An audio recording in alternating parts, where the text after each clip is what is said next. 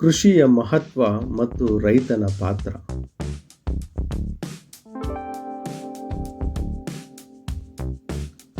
ಪೀಠಿಕೆ. ಭಾರತವು ಕೃಷಿ ಪ್ರಧಾನ ದೇಶವಾಗಿದೆ. ಭಾರತದ 55% ಜನರು ಕೃಷಿಯನ್ನೇ ಅವಲಂಬಿಸಿಕೊಂಡಿದ್ದಾರೆ.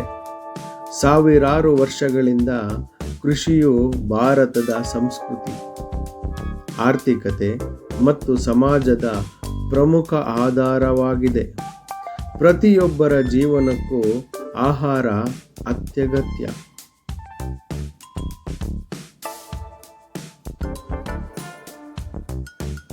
ಆ ಆಹಾರವನ್ನು ಒದಗಿಸುವ ಮೂಲವೇ ಕೃಷಿ. ಈ ಕೃಷಿಯ ಯಶಸ್ಸಿನ ಹಿಂದೆ ರೈತನ ಪರಿಶ್ರಮ ಅಡಗಿದೆ. ರೈತನು ದೇಶದ ಅನ್ನದಾತನಾಗಿದ್ದು, ಅವನ ಶ್ರಮದಿಂದಲೇ ನಮ್ಮ ಜೀವನ ಸುಗಮವಾಗಿದೆ.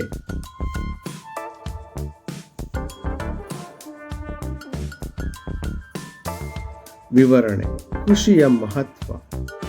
ಕೃಷಿಯು ನಮ್ಮ ದೇಶದ ಆರ್ಥಿಕತೆಯ ಮುಖ್ಯ ಜೀವನಾಡಿಯಾಗಿದೆ.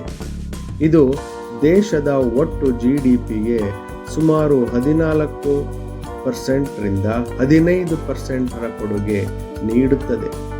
ಕೃಷಿಯು ಆಹಾರ ಭದ್ರತೆಯನ್ನು ಒದಗಿಸುವುದರ ಜೊತೆಗೆ ಉದ್ಯೋಗ ಅವಕಾಶಗಳನ್ನು ಸಹ ಸೃಷ್ಟಿಸುತ್ತದೆ.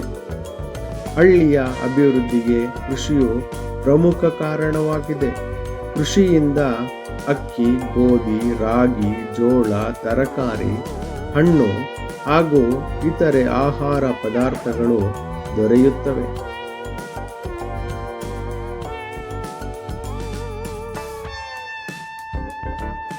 ಕೃಷಿಯ ಮಹತ್ವವನ್ನು ಈ ಕೆಳಗಿನಂತೆ ವಿವರಿಸಬಹುದು.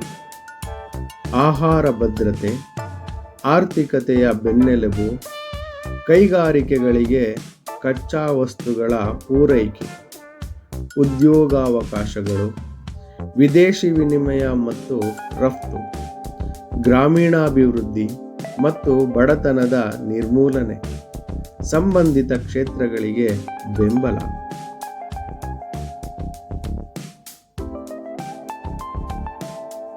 ಹೀಗೆ ಕೃಷಿಯ ಮಹತ್ವ ಅತಿ ಮುಖ್ಯವಾದದ್ದಾಗಿದೆ. ಈ ಕೃಷಿಯು ಯಶಸ್ಸಿನ ರೈತನ ಪಾತ್ರ ಅತಿ ಮುಖ್ಯವಾದದ್ದು. ರೈತನ ಪಾತ್ರ. ನೇಗಿಲು ಹಿಡಿದು ಹೊಲದಳು ಹಾಡುತ್ತ ಉಳುವ ಯೋಗಿಯ ನೋಡಲ್ಲಿ, ನೇಗಿಲ ಕುಲದೊಳಗಡಗಿದೆ ಕರ್ಮ, ನೇಗಿಲ ಮೇಲೆ ನಿಂತಿದೆ ಧರ್ಮ. ಕುವೆಂಪುರವರು ತಮ್ಮ ಗೀತೆಯ ಮೂಲಕ ರೈತ ಕೃಷಿಯಲ್ಲಿ ಹೇಗೆಲ್ಲ ತೊಡಗಿದ್ದಾನೆ ಎಂದು ತಿಳಿಸಿದ್ದಾರೆ. ರೈತನು ತನ್ನ ದೇಶದ ಬೆನ್ನೆಲುಬು. ರೈತ ಬೆಳಗ್ಗಿನಿಂದ ಸಂಜೆಯವರೆಗೆ ಹೊಲದಲ್ಲಿ ಕಷ್ಟಪಟ್ಟು ದುಡಿಯುತ್ತಾನೆ. ಬಿಸಿಲು, ಮಳೆ, ಗಾಳಿ, ಚಳಿ ಯಾವುದನ್ನೂ ಲೆಕ್ಕಿಸದೆ ತನ್ನ ಬೆಳೆಗಳನ್ನು ಬೆಳೆಯುತ್ತಾನೆ. ನಾವು ಪ್ರತಿದಿನ ಸೇವಿಸುವ ಅನ್ನ, ಹಾಲು, ಹಣ್ಣು, ತರಕಾರಿಗಳು ರೈತನ ಪರಿಶ್ರಮದಿಂದ ಬರುತ್ತವೆ.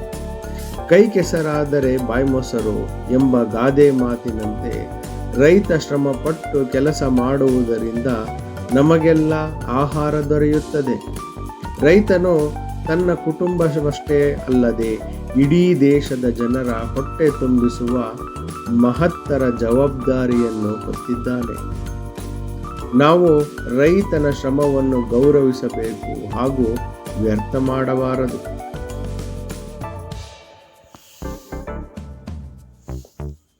ಉಪಸಂಹಾರ.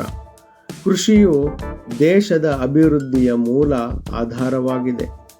ರೈತನು ದೇಶದ ನಿಜವಾದ ಅನ್ನದಾತನಾಗಿದ್ದು, ಅವನ ಪರಿಶ್ರಮದಿಂದಲೇ ಪ್ರತಿಯೊಬ್ಬರ ಜೀವನ ಸಾಗುತ್ತಿದೆ.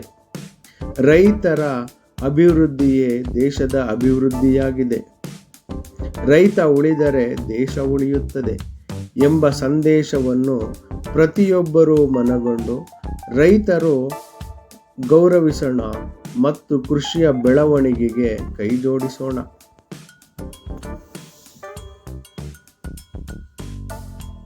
ಜೈ ಜವಾನ್ ಜೈ ಕಿಸಾನ್.